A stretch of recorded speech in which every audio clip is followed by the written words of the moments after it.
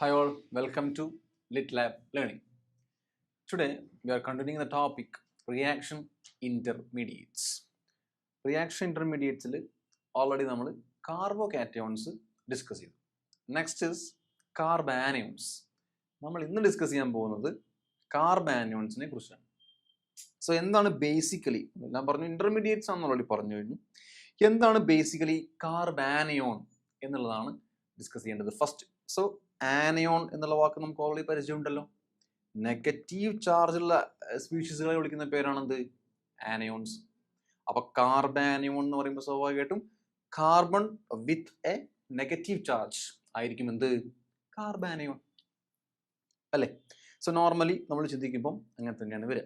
So ഏറ്റവും നമുക്കിത് എങ്ങനെ ഫോം ചെയ്യാം? അപ്പോൾ ഫോർ എക്സാമ്പിൾ നമുക്ക് എന്ത് ചെയ്യാം? CH3 നെഗറ്റീവ് ഒരു ആനയോൺ ആണ് അല്ലേ? അതല്ലെങ്കിൽ CH3 CH2 നെഗറ്റീവ്, അങ്ങനെ പറഞ്ഞു പോയാൽ പോലെ. This are the basic examples of കാർബാനിയോൺസ്.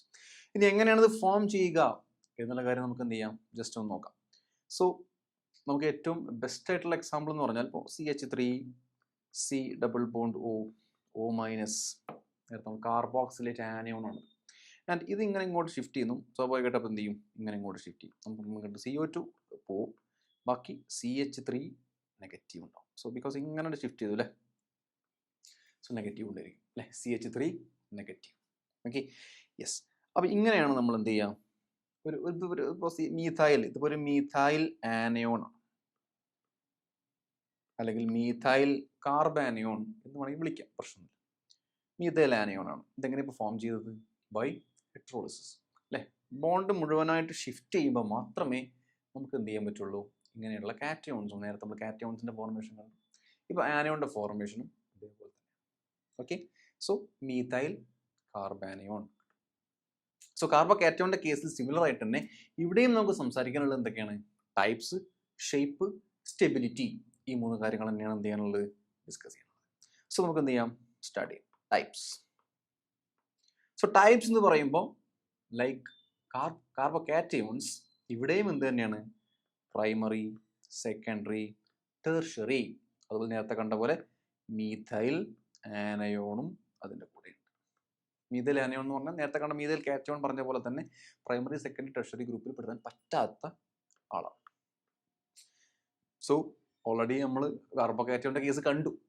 Same അതുപോലെ തന്നെ ഇപ്പോൾ C with a negative charge which is directly bonded to one carbon primary. Then C with a negative charge, അതായത് carbanion which is directly bonded to two different carbons second, and carbon with a negative charge bonded to three different carbons, directly bonded. So directly bonded to three different carbons. എന്താണത്? tertiary. And methyl നമ്മൾ already കണ്ടു കഴിഞ്ഞു, CH3 negative. So ഇങ്ങനെയാണ് വരിക. So carbon with a negative charge ആണ്, അയാളുമായിട്ട് എത്ര carbon bond ചെയ്തിട്ടുണ്ട് എന്നുള്ളത് ഡയറക്ട്ലി ബോണ്ട് ചെയ്തിട്ടുണ്ട്. So if it is 1 primary, if it is 2 secondary, and if it is 3 tertiary എന്നുള്ളതാണ് എന്ത്? അതിൻ്റെ കേസ്. ഓക്കെ, സോ ഇതാണ് ടൈപ്സ്. എക്സാമ്പിൾ ഞാൻ എഴുതി തരാം. മീഥൈൽ കാറ്റയോൺ ഓൾ എഴുതിയിട്ടുണ്ട്. പ്രൈമറി ആകുമ്പോൾ നമുക്കറിയാം CH3 CH2 നെഗറ്റീവ്. അപ്പോൾ ഇത് ഡയറക്ട്ലി ഒന്നായിട്ട് ബോണ്ട് ചെയ്തിട്ടുള്ളൂ. This is primary. Then CH3 CH3 negative. ഇതിപ്പോൾ ഇതാണ് ഇവിടുത്തെ മെയിൻ ആള്, നെഗറ്റീവ് ചാർജുള്ള. ഇവിടെ ഒരു കാർബണുമായിട്ട് ബോണ്ട് ഉണ്ട്, ഇവിടെയും ഒരു കാർബണുമായിട്ട് ബോണ്ട് ഉണ്ട്. ഇതെന്താണ് വരെ വരിക? Secondary. This is primary. Tertiary എങ്ങനെ വരിക? C നെഗറ്റീവ്, ഇങ്ങനെ 3 CH3യുമായിട്ട് ബോണ്ട് ചെയ്തിട്ടുണ്ടെങ്കിൽ, CH3 എന്നല്ല, 3 കാർബണുമായിട്ട് ബോണ്ട് ചെയ്തിട്ടുണ്ടെങ്കിൽ this is tertiary. Okay, this is tertiary butyl anion. പേരും കൂടെ എന്ത് ചെയ്യാം? പഠിച്ചു വെക്കുന്നത് വളരെ നല്ലത്. ടെർഷ്യറി ബ്യൂട്ടൈൽ ആനയോൺ ആണ്. ഇത് isopropyl anion. Isopropyl anion. This is ethyl anion. ഓരോന്നിൻ്റെയും സ്പെസിഫിക് ആയിട്ടുള്ള പേരാണ് കേട്ടോ. Ethyl anion, isopropyl anion, tertiary butyl anion. And this is first ഇവിടെ കൊടുത്തിട്ടുള്ളത് മീഥൈൽ ആനയോൺ. ഓക്കെ, ഇതാണ് ടൈപ്സ്, അല്ലെങ്കിൽ ക്ലാസിഫിക്കേഷൻ എന്ന രീതിയിൽ കാറ്റഗറിയിൽ പെടുത്താവുന്ന. നെക്സ്റ്റ് നമുക്ക് നോക്കാനുള്ളത് എന്താണ്? സ്ട്രക്ചർ അല്ലെങ്കിൽ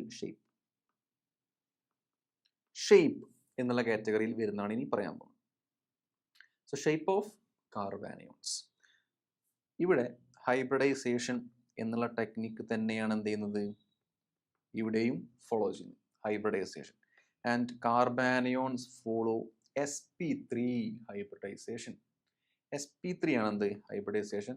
ആൻഡ് ടെട്രാഹീഡ്രൽ ആണ്, ശ്രദ്ധിക്കണം, ടെട്രാഹീഡ്രൽ ആണ് അവരുടെ ജോമെട്രി, ഷേപ്പ് അല്ല ഞാൻ പറയുന്നത്, ജോമെട്രി.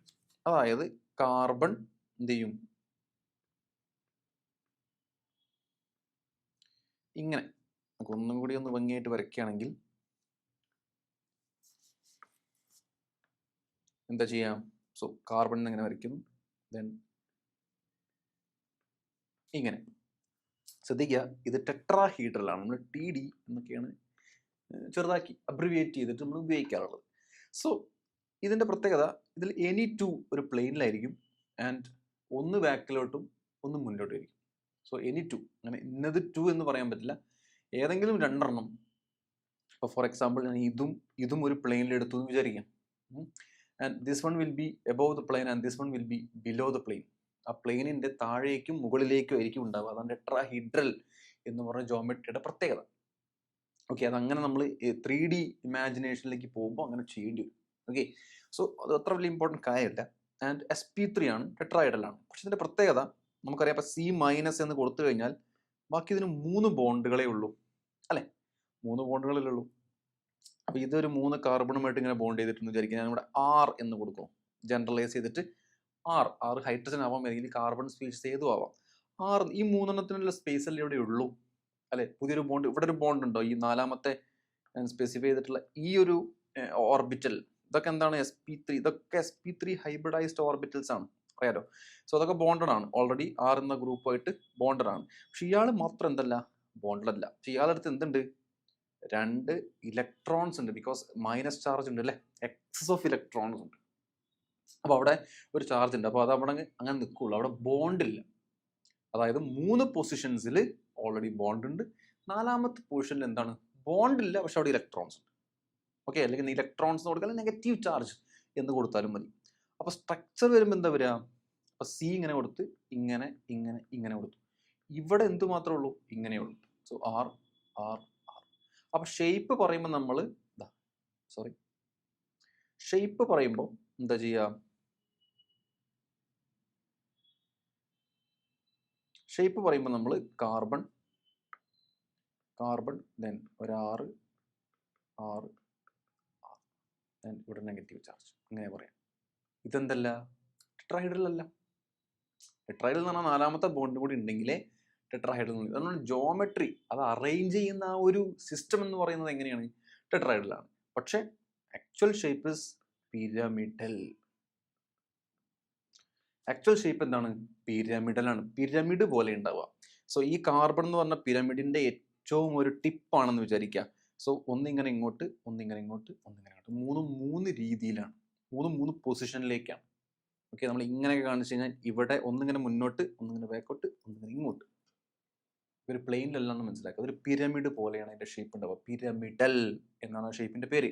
സോ അത് റെപ്രസെന്റ് ചെയ്യുന്നത് ഇങ്ങനെയാണ്. Okay, so shape of carbanion ചോദിക്കുകയാണെങ്കിൽ, shape of carbanion, structure of carbanion ചോദിക്കുകയാണെങ്കിൽ പിരമിഡൽ ആണ് ഷേപ്പ് എന്ന് പറയണം, sp3 ആണ് ഹൈബ്രിഡൈസേഷൻ എന്ന് പറയണം. ഓക്കെ, ആൻഡ് ഇതൊന്ന് റെപ്രസെന്റ് ചെയ്യുന്നത് നന്നായിരിക്കും, കാരണം 4 ഓർബിറ്റൽസ് കാണിക്കുന്നുണ്ട്, നമ്മൾ sp3 ഹൈബ്രിഡൈസ്ഡ് ഓർബിറ്റൽസ് കാണിക്കുന്നുണ്ട്. 3 ബോണ്ടഡ് ആണ്, ഒന്ന് മാത്രം അവിടെ വെക്കൻ എന്ന് പറയാൻ പറ്റില്ല, നോൺ ബോണ്ടഡ് ആണ്, ബോണ്ടിങ്ങിൽ ഏർപ്പെടുന്നില്ല, പക്ഷേ ഇലക്ട്രോൺസ്. ഓക്കെ, സോ പിരമിഡൽ ആണ് എന്ന് പറയാം ഷേപ്പായിട്ട് നമ്മൾ പറയാറുള്ളത്. Okay, next is stability.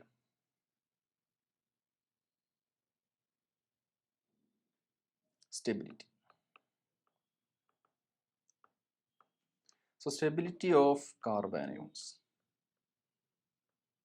അല്ലെ? സ്റ്റെബിലിറ്റി ഓഫ് കാർബാനിയോൺസ് നമുക്കറിയാം, ടെർഷറി ഉണ്ട്, സെക്കൻഡറി ഉണ്ട്, പ്രൈമറി ഉണ്ട്, അതുപോലെ മീഥൈൽ കാർബാനിയോൺ ഉണ്ട്. ഇവരുടെ സ്റ്റെബിലിറ്റി ആണ് ചോദിക്കുന്നത്. അപ്പോൾ നമുക്ക് സ്ട്രക്ചർ വെച്ച് എന്ത് ചെയ്യാം, നമുക്ക് ഡിസ്കസ് ചെയ്യാം. ഇപ്പോൾ ടെർഷറി ആണെങ്കിൽ C- CH3 CH3 അങ്ങനെ പറഞ്ഞൂടെ.